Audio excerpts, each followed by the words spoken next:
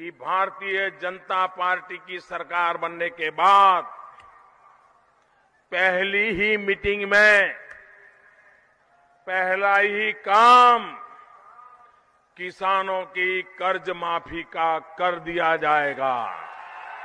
और मैं खुद इस काम को करवा के रहूंगा। ये मेरी जिम्मेवारी मान लीजिए। आप लोन माफ करने की भी बात कर रहे हैं। आप लोन माफी की जो बात कर रहे हो, हमने उद्योगपतियों के लिए, हमने कभी भी किसानों की लोन माफी का ऋण माफी का इकोनॉमिक फिलॉसफी में कभी भी किसानों की ऋण माफी की मुखालफत नहीं, कभी भी किसानों की ऋण माफी की मुखालफत नहीं। नमस्कार, स्वागत है आपका मेरे YouTube चैनल पे। मैं हूं आपके साथ ईशा नेगी। जहां एक तरफ अविश्वास पत्र लाने पर हरियाणा के मुख्यमंत्री इतने बिलख बिलख कर रो रहे हैं, तो सोचो खट्टर साहब उन किसानों पर क्या बीत रही होगी जिनके 250 से ज्यादा साथी कुर्बान हो गए हैं किसान आंदोलन में। अब कहीं ना कहीं किसान आंदोलन की जीत देखी जा सकती है। कहीं ना कहीं अब बीजेपी सरकार में टेंशन का माहौल बना हुआ है।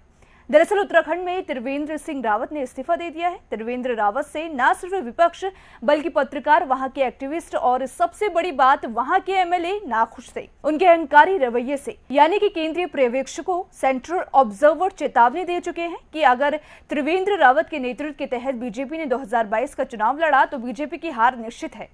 त्रिवेंद्र सिंह रावत के अहंकार को समझने के लिए सबसे पहले तो आप ये वीडियो देखिए। इस वीडियो में आपको दिखेगा कि एक टीचर उनके पास आती है, कहती है कि मैं विधवा हूं और मुझे ट्रांसफर कर दिया गया है, मैं आपसे हाथ जोड़ के प्रार्थना करती हूं। और उसके आगे क्या हुआ आप इस वीडियो में देखिए। ले जाओ ना इस बार।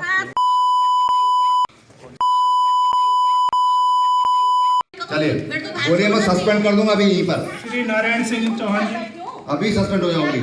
माइक ले लो ना।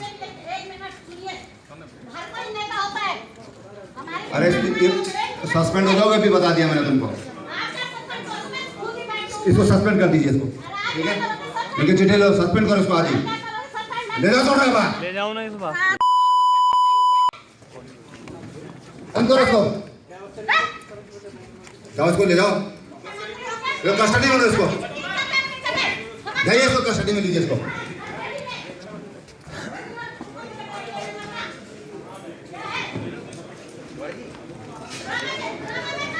नारायण सिंह चौहान।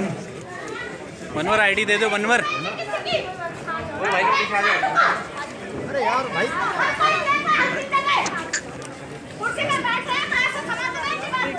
बंद करो इसको, कार्रवाई करें इसको।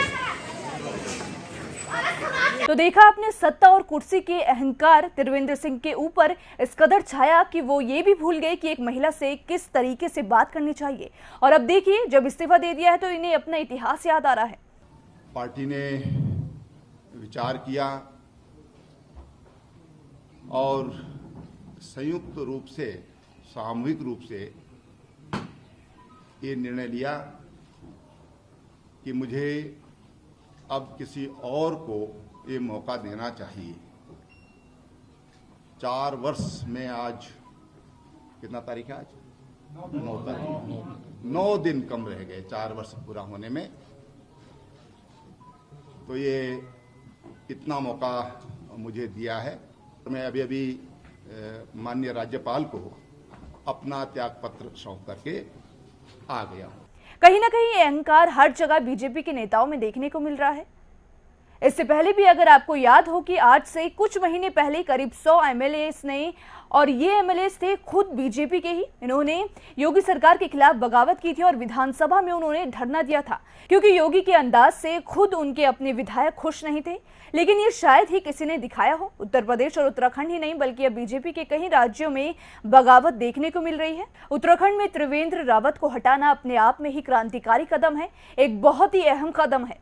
लेकिन किसी भी चैनल ने इस खबर को बहुत जोरों से नहीं उठाया जैसा कि होना चाहिए था। क्योंकि देखिए, मुद्दा ये नहीं है कि त्रिवेंद्र सिंह रावत को हटाया गया, मुद्दा ये है कि खुद उनके पार्टी के लोग कह रहे हैं कि वो मुख्यमंत्री बनने के लायक ही नहीं है। और ये 4 साल सत्ता में भी रहे, अब 1 साल के लिए तीरथ सिंह रावत उत्तराखंड के सीएम बने हैं।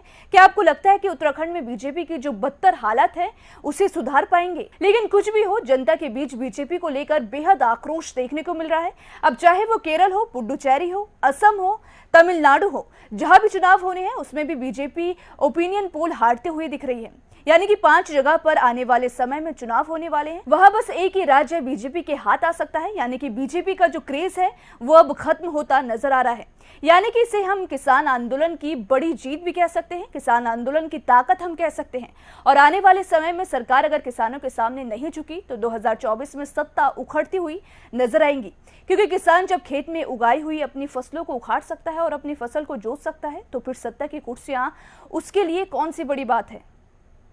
तो आज की वीडियो में मेरे साथ फिलहाल इतना ही। अगर आपको मेरा ये वीडियो पसंद आया हो तो इसे लाइक, सब्सक्राइब और शेयर करना ना भूलें।